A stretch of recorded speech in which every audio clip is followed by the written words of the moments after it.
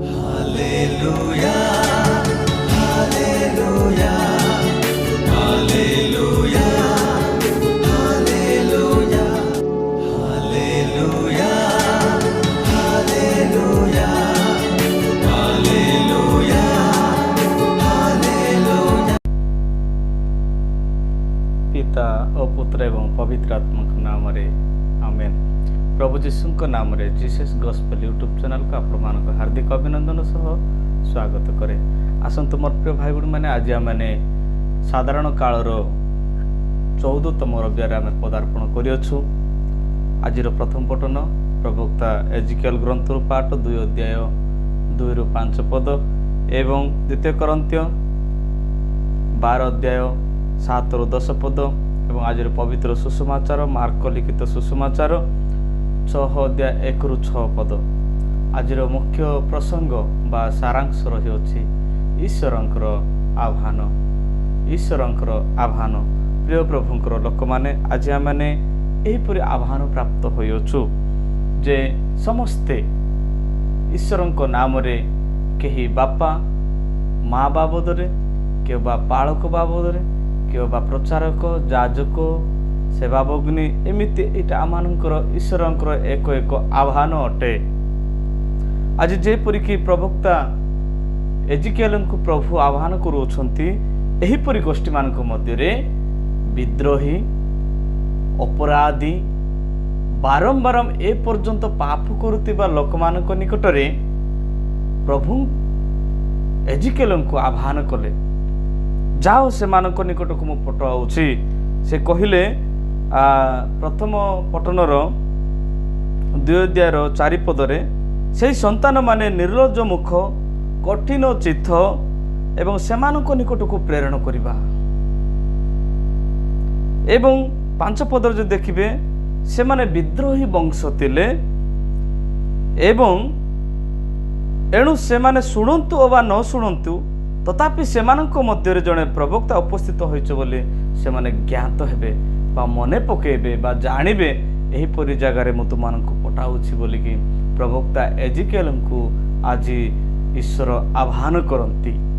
एवं आपण माने देखंतु मात्यु तार 28 अध्याय 19 एवं 20 पदर जदि आपण माने देखंती आपणा शिष्य मानकु प्रभु पुनरुत्थित हला परे से शिष्य मानकु पठाउछंती अतएवं तुमने जाई समस्त जातिंक निकटकू लोकंकु पिता पुत्र एवं पवित्र आत्मांक नाम रे बपतिस्म देई मु तुमମାନଙ୍କୁ जेउ जेउ आज्ञा देई अछि सेई सब पालन करिबाकू शिक्षा देई शिष्य कर एवं मु जुगांत पर्यंत मु तुमମାନଙ୍କ निकटरे रहिछि। Praise the Lord hallelujah. परमेश्वरंकर लोक माने आमाने शुणिबाकू पाउछि ईश्वरंकर आह्वान एहीपरि जे परमेश्वर जो जगारे दुष्ट एवं जो जगारे मंद एवं जो जगारे न्याय विचार बोली किछि नाही सेही बोली जगारे प्रभु आम मानंकु बा आमानकर पूर्वपुरुष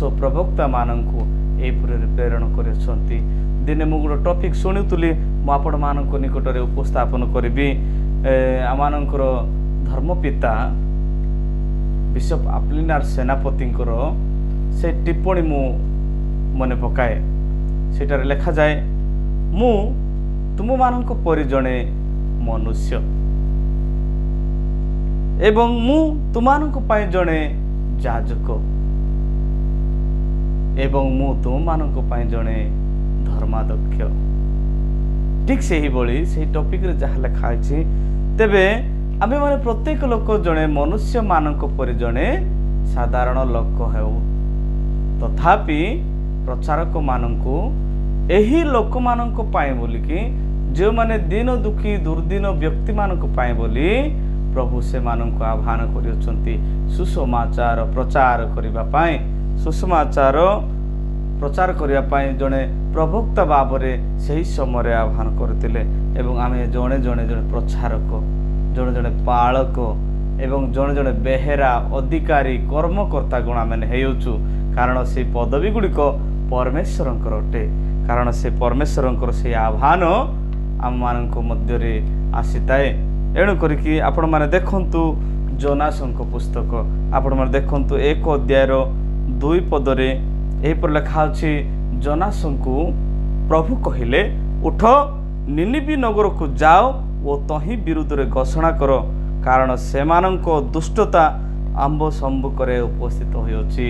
प्रभु सेमानंकर दुष्टता देखिले पाप देखिले किए काहाको मानु नहंती संपत्ति रे पूर्ण ज्ञान रे पूर्ण कौन हेबो प्रभुंको उपस्थिति एवं सेमानंको हृदय प्रभु नथिले कारण से माने केवल दुष्टता करुतिले सेपरी से प्रवक्ता से प्रचार करती 3 अध्याय 4 पदरे जदि आपण देखिबे 40 दिन समय तुमको दिगला जदि से 40 दिन भीतर जदि तुम अनुताप करिवो नाही प्रभुंको निकट को पेरिवो नाही तेबे तुमर से ही निनिवे नगर को विनष्ट करा जिवो। से माने परमेश्वर को विश्वास कले जोनासन को विश्वास कले एवं राजा मध्य राजकीय वस्त्र काढ़ी से समस्त को आदेश कले जे चटटारू बड़ समस्ते कौन करेंगे अनुताप निमंते चट वस्त्र पिंधि पाउंसरे बसिक अनुताप कले ठीक से ही बोली जड़े जड़े प्रवक्ता को व्यवहार करती आपण मैंने देखती बाइबल रे भी देखाई प्रथम करती तार 1 अध्याय 28 पदरे एहीपरि जड़े आह्वान करती जे जो माने कि ज्ञानी बोले होउचंती से मानंकु ज्ञानर लज्जा देबा पाई जगतर मूर्ख को मनोनीत करूछंती एवं जो माने बलवान बोली कहती से बलवान मानंकु लज्जा देबा पाई परमेश्वर एई जगतर दुर्बल लोकंकु से मनोनीत करती बोलिकी प्रवक्ता साधु पाउल करती मंडली निकट को एहीपरि कहती आपण माने जो देखंती भी आमाने देखा पाऊँ प्रवक्ता जेरेमिया विषय रे प्रभु तांको एहीपरि आह्वान कले कि 1 अध्याय 6-7 पदर जदि आपण पढ़िबे से लिखा होछि जेरेमिया को जेते बेले प्रभु डाकिले से समय हाय हाय हाय मुझे बालक मु केमिति कोन प्रचार करबी एही बड़ महान देश को मु केमिति कोन परिचालन करि पारिबी बोली कहबा समय सही समय प्रभु ता कहउचंती मु बालक बोली तुमे कहो नाही जेहेतु मु तुमको जो जगार जीवाई मु कहबी सेठी तुमे जीव एवं मु जहा तुमको कहबी ताहा ही तुमे कहबो मु तुमको ताहा अंतर रे जणाइबी बोली सदाप्रभु परमेश्वर ताको कहिले। एवं आपण देखंती यात्रा अध्याय 3 रे यात्रा पुस्तक 3 अध्याय आपण जो देखंती प्रवक्ता मोसा को से आह्वान करती तुमे जाओ मोर इस्राएल लोक माने मिस्र गोष्ठीटारे बहुत कष्ट पाइले एवं से उद्धार करने से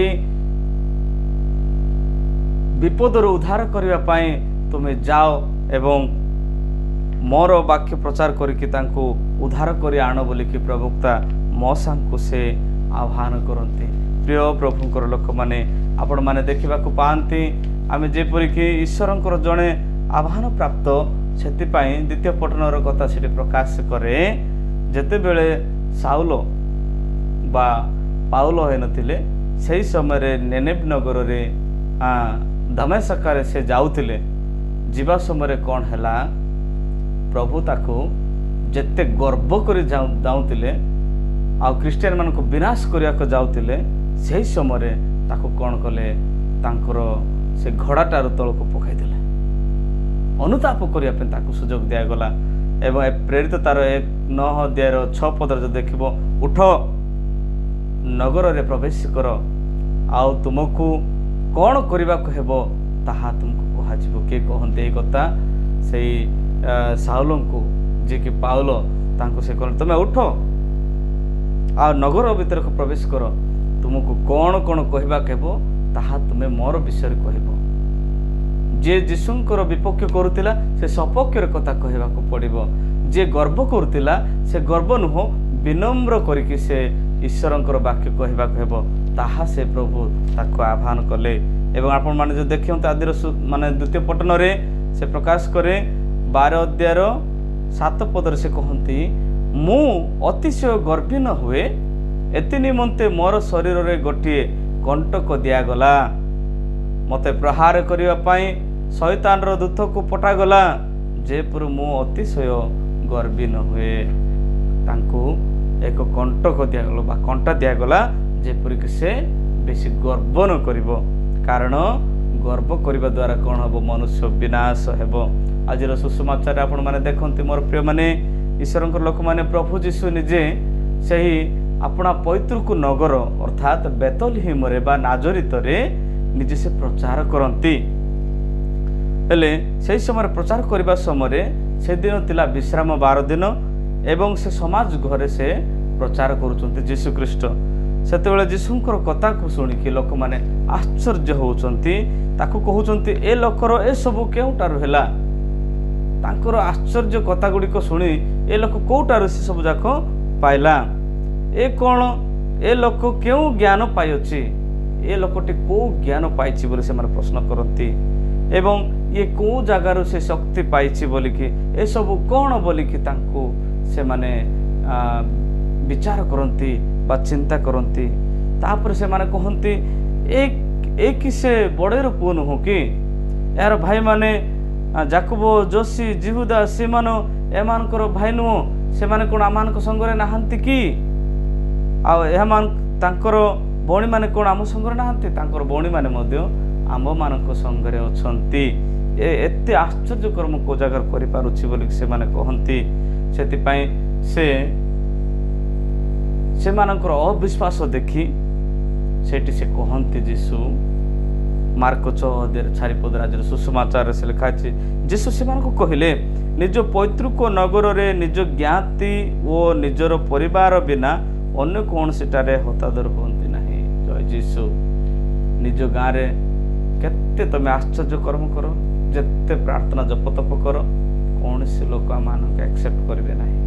କାରଣ ନିଜ ଗାଁରେ ସମ୍ମାନ ପାଇବା ବଦଳରେ ଅସମ୍ମାନ ହିଁ ହୁଏ। ଯୀଶୁଙ୍କୁ ଠିକ୍ ସେଇଭଳି ସେଠି ଗ୍ରହଣ କଲେ ନାହିଁ। ମୋର ପ୍ରିୟ ଭାଇ ଭଉଣୀମାନେ, ଆମେ ଈଶ୍ୱରଙ୍କର ଜଣେ ଜଣେ ପ୍ରବକ୍ତା, ଆମେ ଈଶ୍ୱରଙ୍କର ଜଣେ ଜଣେ ପ୍ରଚାରକ। ଯୀଶୁଙ୍କର ସୁସମାଚାର ଅପହଞ୍ଚ ଗୁରୁତାରେ ପହଞ୍ଚାଇବା ପାଇଁ ଆମେ ସମସ୍ତେ ସର୍ବଦା ଈଶ୍ୱରଙ୍କୁ ନାମକୁ ବିସ୍ତାର କରିବା ପାଇଁ ସର୍ବଦା ଚେଷ୍ଟା କରିବା। ପ୍ରଭୁ ଆମ ସମସ୍ତଙ୍କୁ ଏହି ବାକ୍ୟ ଦେଇ ଆମ ସମସ୍ତଙ୍କୁ ଆଶୀର୍ବାଦ କରନ୍ତୁ। ପିତା ଓ ପୁତ୍ର ଏବଂ ପବିତ୍ର ଆତ୍ମାଙ୍କ ନାମରେ ଆମେନ୍। ଯୀଶୁଙ୍କ ନାମରେ ସମସ୍ତଙ୍କୁ ଜୟ।